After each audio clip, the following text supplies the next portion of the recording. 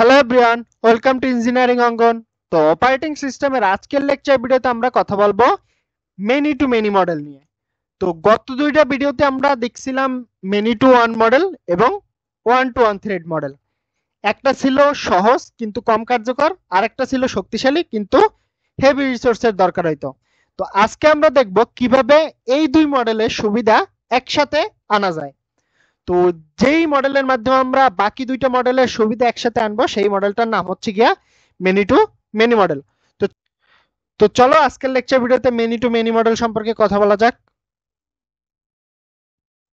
তো many to many model সম্পর্কে বলতে গেলে প্রথমেই যে বৈশিষ্ট্যটা আমার বলতে হয়, মাল্টিপল ইউজার থ্রেডস আর map to multiple kernel thread. অর্থাৎ মেনি টু মেনি মডেলে কি করে, একাধিক ইউজার থ্রেড একাধিক কার্নেল থ্রেডের সাথে ম্যাপ থাকে। আমরা ডায়াগ্রামে দেখতে পাইতেছি একাধিক ইউজার থ্রেড একাধিক কার্নেল থ্রেডের সাথে আমাদের ম্যাপড অবস্থায় আছে। অর্থাৎ এটা এমন তোমার একটা ডাইনামিক রিলেশনশিপ যেখানে তোমার এক বা একাধিক ইউজার থ্রেড কার্নেল থ্রেডের মধ্যে ডিস্ট্রিবিউট হয়। কি হয়, তোমার একাধিক ইউজার থ্রেড কার্নেল থ্রেডের মধ্যে ডিস্ট্রিবিউট হয়। এই পদ্ধতিতে তোমার অপারেটিং সিস্টেম নির্ধারণ করতে পারে কোন ইউজার থ্রেড কোন কার্নেল থ্রেডের মাধ্যমে চলবে। এতে তোমার কি হয়, সিস্টেম কন্ট্রোল এবং তোমার ইউজার লেভেল ফ্লেক্সিবিলিটি দুইটাই আমরা পাইতে পারি। তো ডেফিনেশন যদি আমি একটু বলি, many to many thread model হলো এমন একটা মডেল যেখানে তোমার অনেকগুলা ইউজার লেভেল থ্রেড একাধিক কার্নেল থ্রেডের সাথে ডাইনামিক ভাবে যুক্ত থাকে, যার ফলে কনকারেন্সি এবং রিসোর্স এফিসিয়েন্সি দুইটাই আমরা একসাথে পেয়ে থাকি। তো এরপর আসি combines advantage of both models. এই মডেলটা তোমার তৈরি করা হয়েছে মেনি টু ওয়ান এবং ওয়ান টু ওয়ান মডেলের সুবিধা একসাথে দেওয়ার জন্য। যেমন তোমার ধরো মেনি টু ওয়ান মডেলের মতো এটি সহজে অনেক ইউজার থ্রেড তৈরি করতে পারে, আবার ওয়ান টু ওয়ান মডেলের মতো এটি একাধিক কার্নেল থ্রেড ব্যবহার করে সত্যিকারের প্যারালিজম দেয়। অর্থাৎ তোমার পারফরমেন্স এবং ফ্লেক্সিবিলিটির মধ্যে সুন্দর একটা ব্যালেন্স তৈরি করে।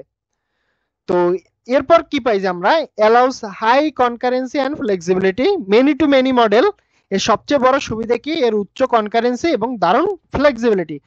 এতে তোমার অপারেটিং সিস্টেম ডাইনামিক্যালি তোমার কার্নেল থ্রেড অ্যালোকেট করতে পারে ওয়ার্কলোড অনুযায়ী।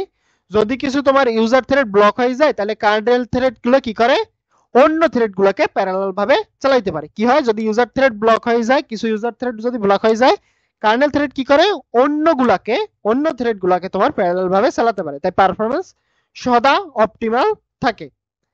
তো এই মডেলটি এমন ভাবে কাজ করে যাতে তোমার সিস্টেম নিজেই ব্যালেন্স করে সিপিইউ কোর মেমোরি এবং রিসোর্স ইউজেস করে। এজন্য তোমার হচ্ছে মডার্ন জেভিএমএস যেটাকে বলি আমরা, জাভা ভার্চুয়াল মেশিনস এবং সোলারিস ওএস এই মডেলটি ব্যবহার করে। আচ্ছা, এরপর আসি আমি এক্সাম্পলে। তো এক্সাম্পল হিসেবে ব্যবহার করা যাবে কি, modern operating system like Solaris and modern JVM যেটা আমি বলছি। আচ্ছা, এটার আরো কিছু বৈশিষ্ট্য আমরা দেখে নেই। Allows many user level threads to be map to many kernel threads. তারপর হচ্ছে গিয়া তোমার allows the operating system to create a sufficient number of kernel threads windows with the thread fiber package, otherwise not very common. আচ্ছা, এই মডেলটার ব্যবহার তুলনামূলকভাবে সীমিত, তবে কিছু আধুনিক সিস্টেম যেমন তোমার সোলারিস এবং কিছু তোমার জাভা ভার্চুয়াল মেশিন এই মডেলটা অনুসরণ করে।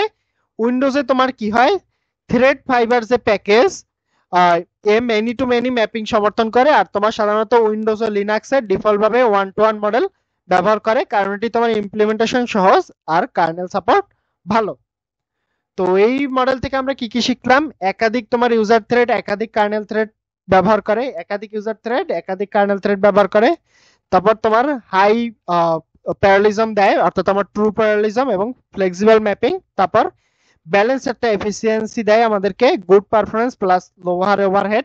তারপর রিসোর্স ইউজেস, এটা কি মডারেট রিসোর্স ইউজেস, এক্সাম্পল কি সোলারিস। তারপর মডার্ন জেভিএমএস, উইন্ডোজ থ্রেড ফাইবার যেটার কথা বলছি। তো সীমাবদ্ধতা কি, এটার জটিল ইমপ্লিমেন্টেশন, আবার সব ওয়েস এটা সমর্থন করে না। তো এই ছিল মূলত আমাদের মেনি টু মেনি মডেল। তো আজকের ভিডিও এই পর্যন্তই। আমাদের ভিডিওগুলো ভালো লাগলে অবশ্যই চ্যানেলটাকে সাবস্ক্রাইব করে আমাদের সাথেই থাকবেন। দেখা হবে পরবর্তী কোনো ভিডিওতে।